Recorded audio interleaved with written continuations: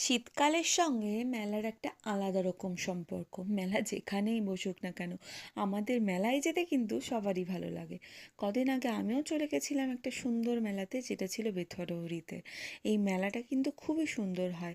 এই ভেতরে যত দোকান দেখতে পাচ্ছ, বাইরেও অতই দোকান রয়েছে। এই সুন্দর ফুলের দোকানটা দেখো, এত কালারফুল, দেখে এখান থেকে সরতে ইচ্ছে করছিল না। এ দেখো লাইন দিয়ে পরপর ফুচকার দোকান, সে তো সব মেলাতেই থাকে।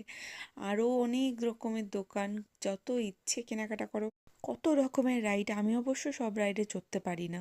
এই নাগরদোল্লায় তো আমি জীবনেও উঠতে পারি না, আমার প্রচণ্ড আতঙ্ক।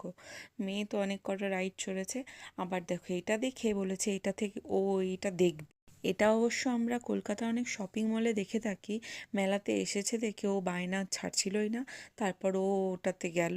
চোখে যেটা পরিয়ে দিয়েছে ওটাতে একটা স্ক্রিন আছে, যেটাতে ও সব কিছু দেখতে পাচ্ছে।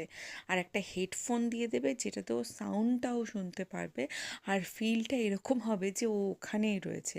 এই সুন্দর জিনিসটা আমিও একবার এক্সপিরিয়েন্স করতে চাই, কিন্তু এবার হয়ে ওঠে, যেহেতু সব বাচ্চারা ছিল তাই আমি যাইনি। তারপর মেলা ঘুরে আসার সময়, এই মেলাতে রোজ প্রোগ্রাম হয়, কেউ না কেউ আসে। এই আরিয়া সিং এসেছিল, হয়তো তোমরা অনেকেই জানবে। দুটো গান শুনে বাড়ি চলে এসেছি।